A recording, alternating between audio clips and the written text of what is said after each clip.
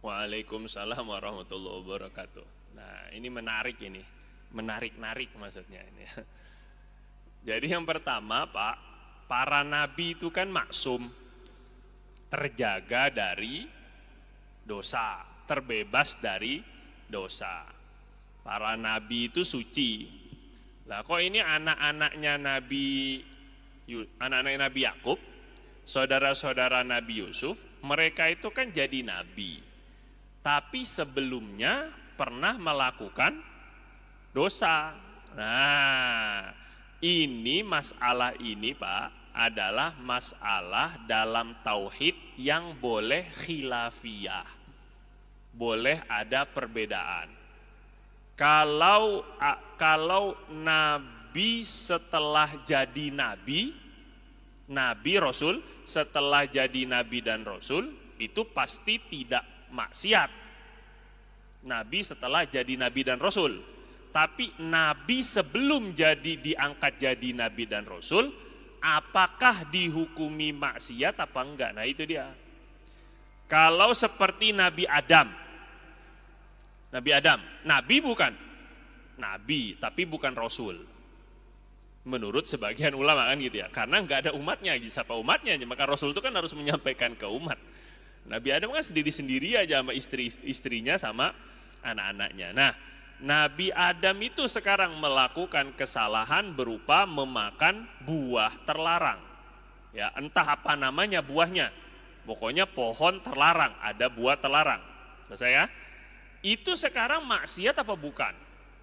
Nah, kalau dalam Al-Quran, Nabi Adam itu disebutnya fanasia. Jadi Nabi Adam itu berbuat kesalahan karena lupa. Lah lupa itu maknanya tidak dosa. Makanya tetap dianggap itu tidak dosa. Menurut sebagian ulama yang mengatakan para nabi itu baik sebelum sesudah harus tidak boleh melakukan dosa. Nah, makanya dianggap lupa.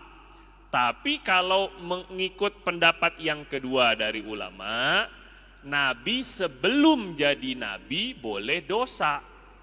Nah, seperti Nabi Musa mukul orang akhirnya meninggal. Itu enggak dosa karena kan tadinya niat ngebela orang, enggak tahu kalau kekuatannya terlalu power gitu ya. Akhirnya kelebihan powernya gitu. Ini juga enggak dosa. Nah, jadi kalau begitu maknanya sama juga dengan 12 ataupun Nabi Bani Israel tadi, anak-anaknya Nabi Yakub.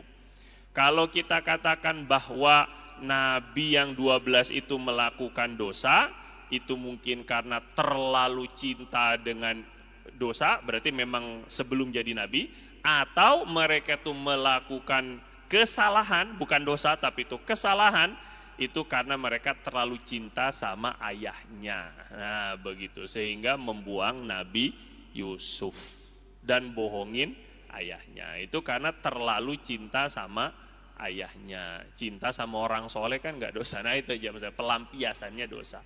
Ala kulli hal ini memang khilafiyah, ada perbedaan pendapat ulama di sana. Kemudian yang kedua, Qul huwallahu ahad, dan semua ayat-ayat tentang Allah itu menggunakan kata ganti laki-laki.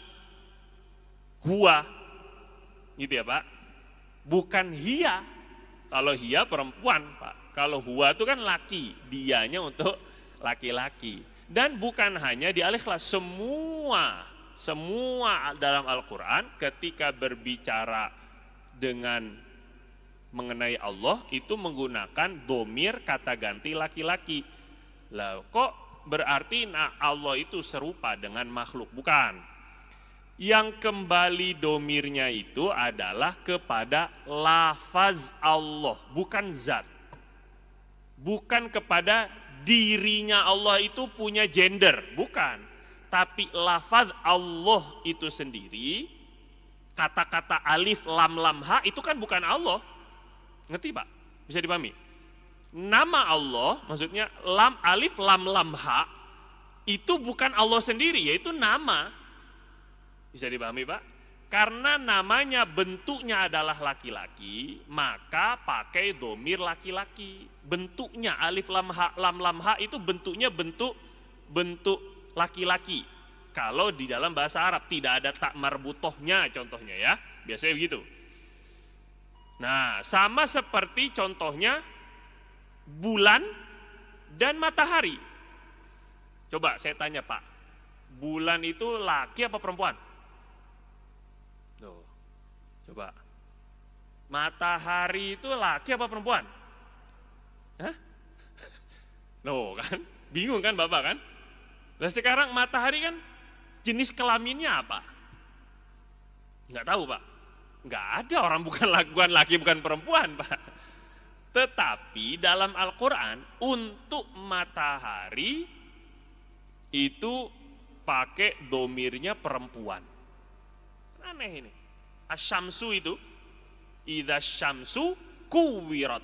Kuwirat itu bahasa domirnya domir hiya, domir perempuan dia. Apabila matahari telah digulung.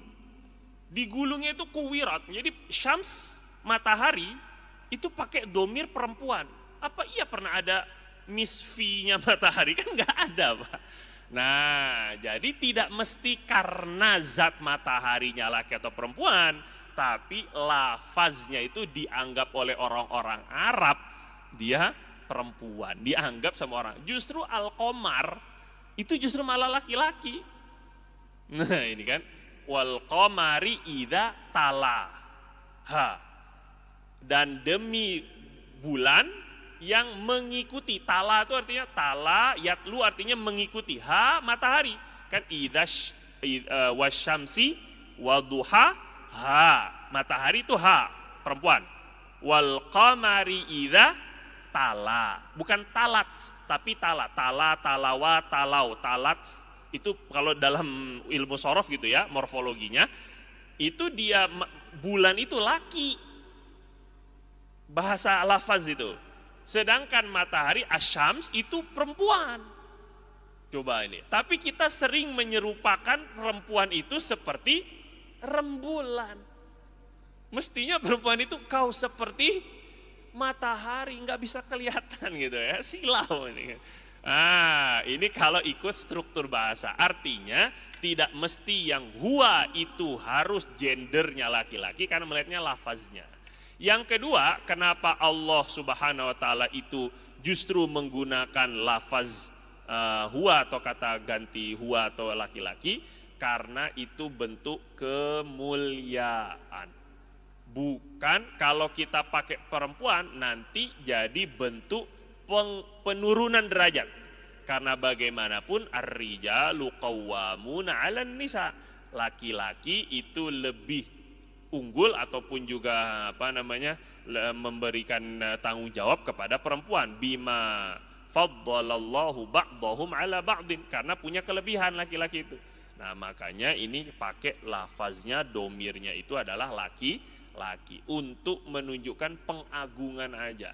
Sebab sejatinya Allah nggak punya domir. Terus gimana nanti bicaranya ke Allah itu? Anta itu kan harus pakai anta Allah itu kan, engkau ya Allah. Kita mau ngomong engkau sendiri itu kan makhluk, nanti bingung jadinya. Terus gimana dong manggil Allah Subhanahu wa ta'alanya? Nah, jadi bingung semua. Makanya pakai damir laki-laki. Wallahu ta'ala a'lam bissawab. Subhanakallahumma wa bihamdika asyhadu an la ilaha illa anta nastaghfiruka wa natubu ilaih. Lebih kurang saya mohon maaf. Terima kasih atas segala perhatian. Assalamualaikum warahmatullahi wabarakatuh.